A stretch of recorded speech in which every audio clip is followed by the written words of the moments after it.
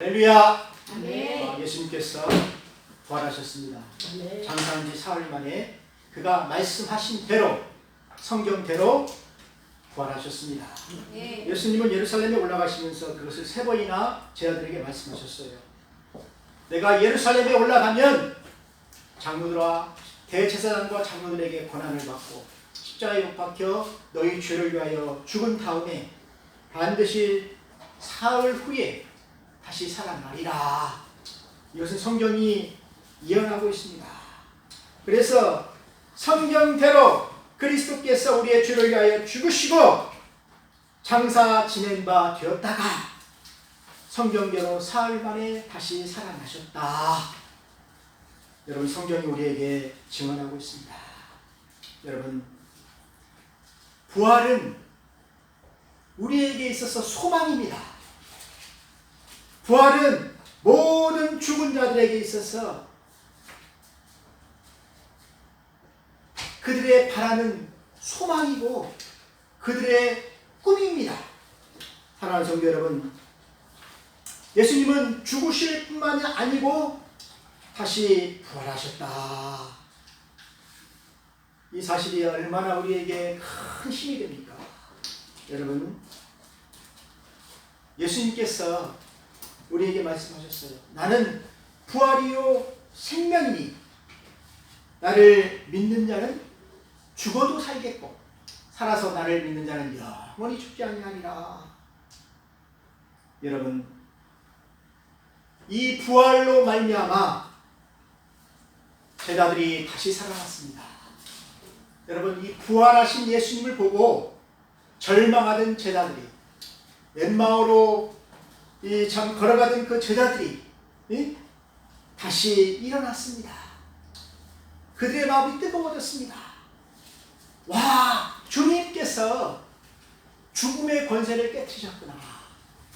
주님께서 말씀하신 대로 십자가에서 우리의 죄의 삭을 다 갚으셨구나. 주님께서 말씀하신 대로 우리의 죄는 다 사함을 받았구나. 그리고 사흘 만에 그가 다시 살아나심으로 말미암아 부활의 첫 열매가 되었다고 그랬습니다. 부활하신 그 열매를 우리에게 보여주셨다는 거예요. 그러니까 부활의 첫 열매니까 두 번째 열매가 있겠죠. 여러분, 유대인에게는 초실절이라는 것이 있습니다. 첫 열매를 그 제단에 드려서 하나님께 감사하는 거예요. 처음 익은 그 열매를 하나님께 드리는 겁니다. 그러니까 처음 부활하신 그 예수님을 우리가 보면은 우리도 예수님처럼 부활하실 것이다. 이게 부활의 소망이라는 것입니다. 이 부활 신앙을 가지고 우리가 사는 것입니다. 여러분, 우리가 주여 주여 하면서 이 부활 신앙을 믿지 않고 산다고 한다면은 우리에게는 아무런 능력이 없어요. 아무런 힘이 없어요. 그래서 오늘 우리에게 말씀하시는데 예수님께서 부활하셨으니까 이제 예수님이 첫 번째 열매고 그 다음에는 예수님이 다시 재림하실 때 그에게 붙은 자요. 요한계시록에 보면 이것이 바로 휴거입니다.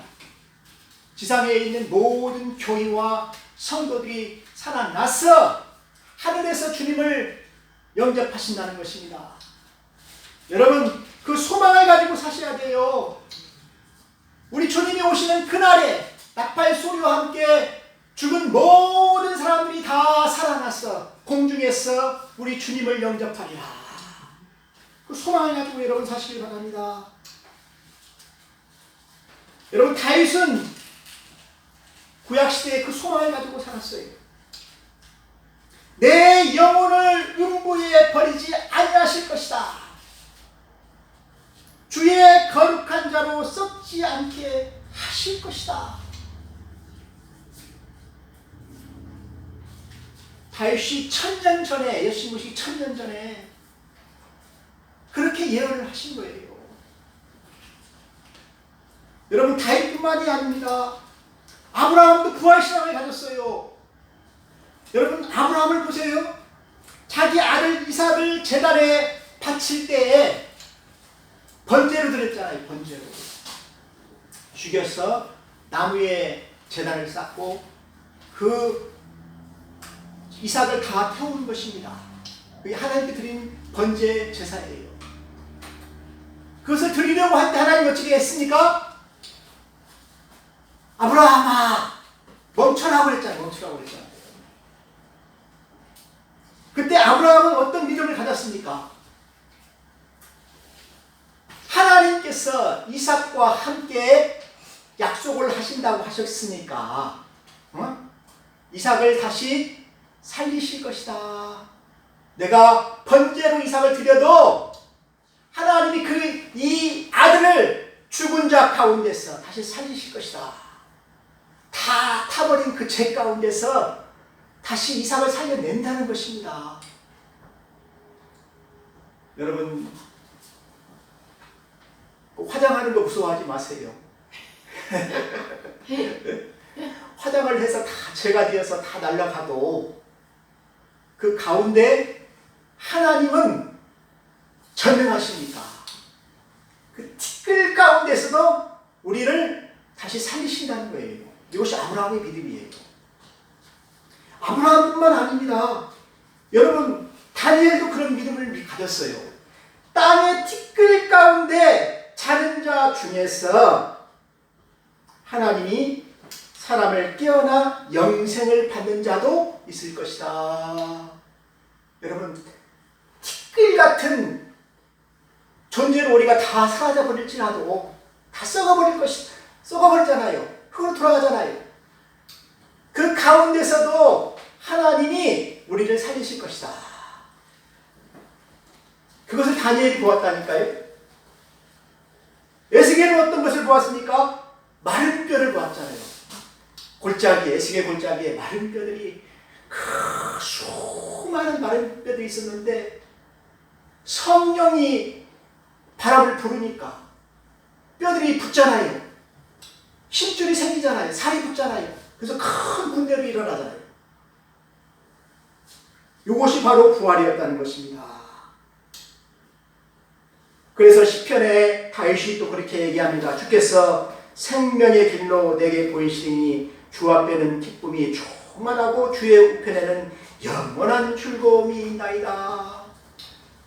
다윗이 보니까 그 주님의 우편에 영원한 즐거움, 천국이 있는데 거기에 우리가 가서 영원히 사는 즐거움이 있다는 것입니다.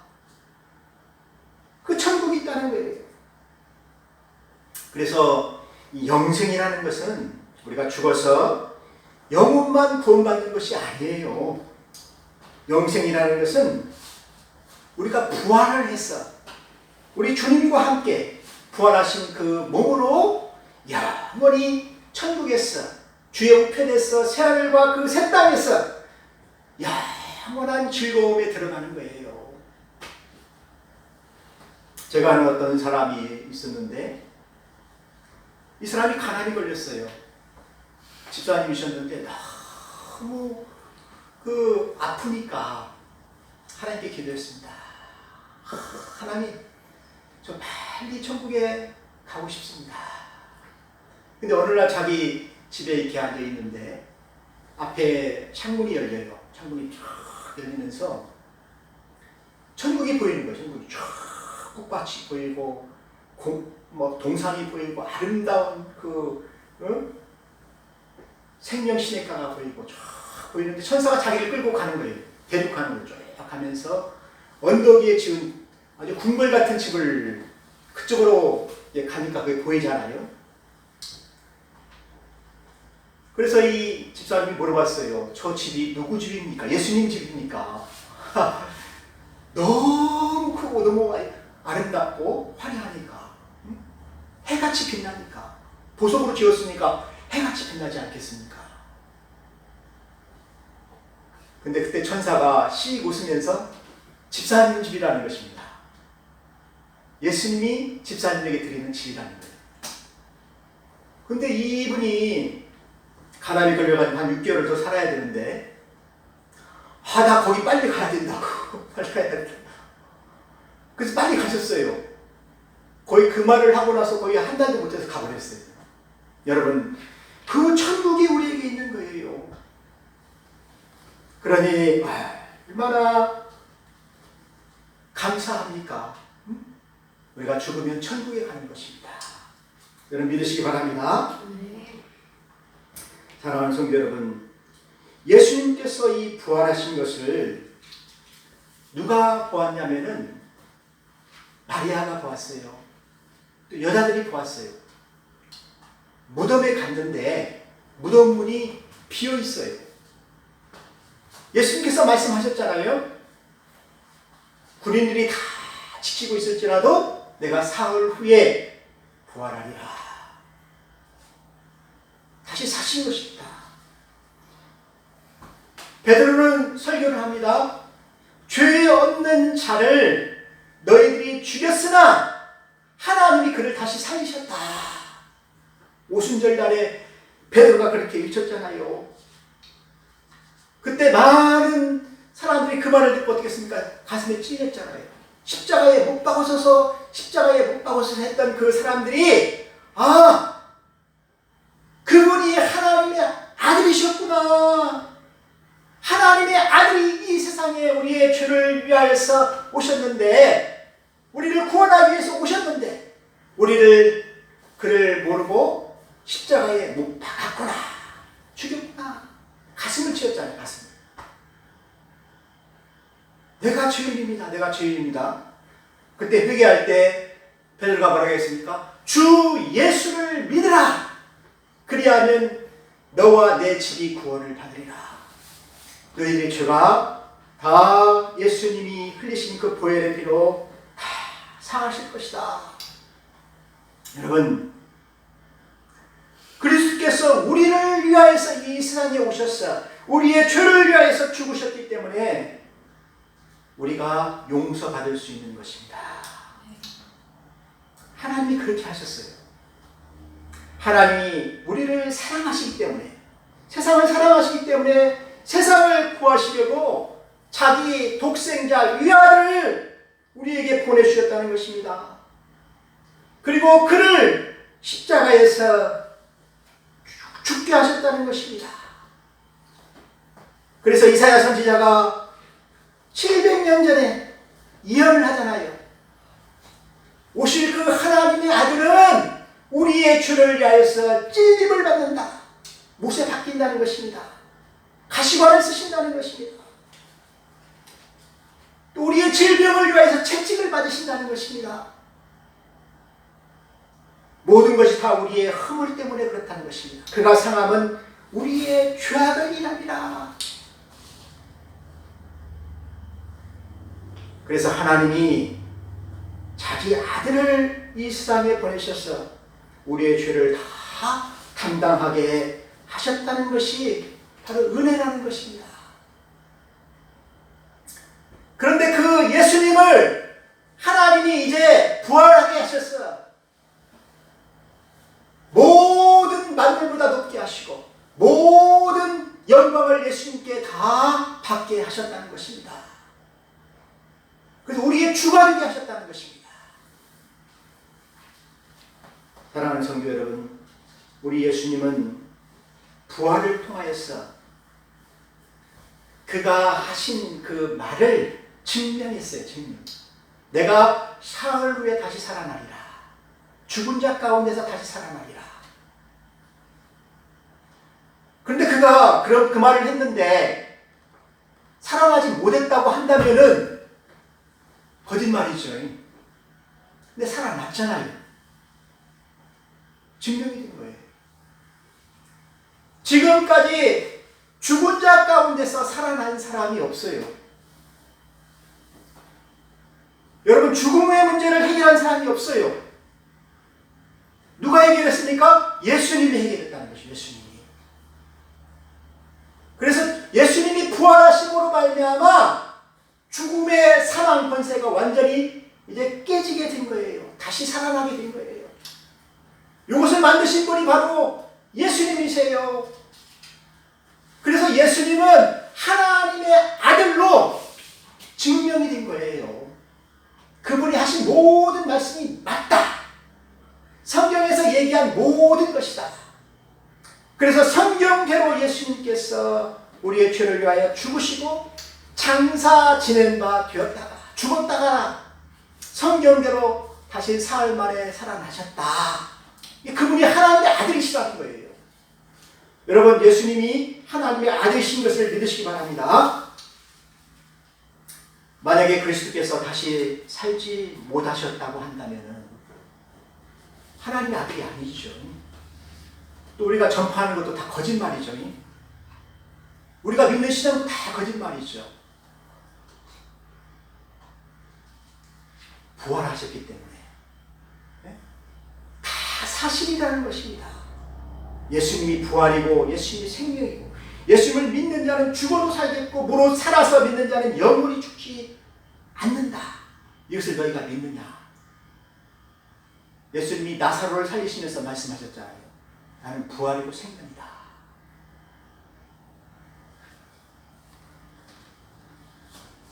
그러니까 우리에게 생명을 주시는 분이 누구라고요? 예수님이십니다.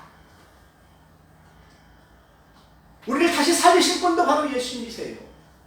그러니까 예수님을 믿어야 된다는 것입니다. 모든 사람이 아담 안에서 죽은 것 같이 그리스도 안에서 모든 사람이 삶을 얻으리라. 하나님께서 그렇게 하셨어요. 아담이 선악과를 먹고 범죄했을 때 너는 정령 죽으리라. 흑인이 흙으로 돌아가리라. 여러분, 선악과가 무엇입니까? 지혜잖아요. 자유의지잖아요. 근데 우리 인간이 선악과를 먹은 채로 자기 죄를 알게 되는 거예요. 자기 죄. 부끄러움을 알게 되는 거예요. 그 죄를 어떻게 덮어야 되겠죠? 감춰야 되겠죠? 그 무화과 나무 잎으로 부끄러운 부분을 다 이렇게 가렸습니다. 여러분, 그래서 우리 인간들은 무화과 나무 잎으로 계속 자기 죄를 감추어요. 살면서 나이가 들면 들수록 자기의 죄를 다 감추는데 그 기술이 너무나 세련되어 있어요. 여러분, 우리 감춰진다고 없어지나요? 예? 감춰진다고 없어지나요? 그렇죠. 저기 해결을 해야죠. 그렇지. 그래서 이 아담은 죄인인 것입니다. 아담이 낳은 모든 사람도 다 그렇게 살아요. 선악과를 먹은 뒤로 그렇게 되었어요. 여기 어떻게 보게 되면 아담이 탄 배 안에 있는 모든 사람들이 다 이제 물속에 빠져 죽게 되는 것입니다. 아담으로부터 그 죄가 우리에게 퍼져가지고 우리의 죄 때문에 다 죽게 되는 거예요. 이 사람들을 건질 사람이 누굽니까? 하나님의 아들이 이 세상에 오셔서 우리를 건져주신다는 거예요. 깊은 바다에 빠져서 허우적거리는 우리를 다 살려주시는 그분이 누구입니까? 아담이라는 것입니다. 사람이라는 것입니다. 사람의 아들, 하나님의 아들. 사람이시면서 하나님의 아들. 그분이 바로 예수님이셔요. 그분이 우리의 죄를 담당하시는 것입니다. 우리의 죄를 다 자기의 십자가에 지고 골고다에서 피 흘려 죽으시는 것입니다. 그래서 심판을 다 받게 되는 것입니다. 대신 우리의 죄를 짊어지고 죽으셨기 때문에 하나님이 더 이상 우리를 심판하지 아니하신다는 것입니다. 이것이 바로 은혜예요. 이것이 바로 기쁜 소식이에요. 복음이에요. 여러분, 이것을 여러분들이 굳게 잡고 있으면은 여러분들은 구원을 얻을 것입니다. 그리고 여러분들이 예수님이 부활하셨으니까, 첫 열매가 지었으니까 예수님이 오시는 그날의 나팔 소리와 함께 우리가 다 일어날 것이다. 내가 다 타서 제가 되어서 티끌이 되었는데도 일어날 것이다. 그리고 하나님 우편에서 우리가 천국에서 영원히 살 것이다. 그 믿음을 가지시는 것, 이것을 굳게 잡아야 된다는 것입니다. 그래서 51절에 이렇게 얘기하고 있습니다. 보라, 내가 너희에게 비밀을 말하노니 우리가 다 잠잘 것이 아니요 마지막 나팔의 순식간에 호련히 다 변하리니 나팔 소리가 나매 죽은 자들이 썩지 아니할 것으로 다시 살고 우리도 변화되리라. 여러분, 우리 인간도 우리 체세포 하나 가지고 사람을 복제해요. 전능하신 하나님이 이 티끌로 우리를 다시 만들지 못하겠습니까? 우주를 만드신 분, 모든 것을 만드신 분, 천지만물을 만드신 분이 티끌 가운데 있는 우리를 다 만드신다는 것입니다. 변화하게 한다는 것입니다. 그러므로 내 사랑하는 형제들아, 견실하며 흔들리지 말고 항상 더욱 주의 일에 힘쓰는 자들이 되라. 부활을 믿는 사람들은 주의 일에 힘쓰는 자들이 되어야 된다는 것입니다. 왜요? 우리가 하나님 우편에서 주님을 볼 것이기 때문에, 주님의 칭찬을 받을 것이기 때문에, 착하고 충성된 종아, 이리 와서 영원한 천국을 상속받으라. 너의 집을 상속받으라. 너의 권세와 영광, 멸류관을 상속받으라. 그래서 우리 수고가 주 안에서 헛되지 않다는 것입니다. 여러분, 그걸 믿으시기 바랍니다. 오늘날 교회들이, 현대 교회들이 이 부활신앙이 없어요. 부활신앙이 없으니까 오늘날 현대 교회들이 말기 암 환자처럼 다 죽어갑니다. 주여 주여 하는데 열매가 없어요. 열매가. 삶의 열매가 없어요. 부활을 믿지 않기 때문에 그런 거예요. 부활을 믿는다고 하는데 부활의 삶을 살지 않기 때문에 그런 거예요. 내가 부활하여서 주님과 함께 영원히 살 것이다. 주님한테 칭찬을 받을 것이다. 그렇다고 한다면 우리들은 어떻게 살아야 되겠습니까? 더욱 주의 일에 힘쓰는 자들이 되라. 그래서 이 부활신앙은 교회를 살려내는 신앙이고, 이 부활신앙은 내 삶의 열매를 맺게 하는 거예요. 열매를 맺으셔야 된다는 거예요. 열매를. 여러분들은 그런 열매를 맺으시기를 주의 이름으로 축원합니다. 다 같이 기도하겠습니다. 하나님 아버지, 감사합니다. 하나님의 큰 은혜가 우리의 삶 가운데 있게 하시고 우리가 많은 열매를 주께 드릴 수 있게 하여 주시옵소서. 예수님의 이름으로 기도하였습니다. 아멘.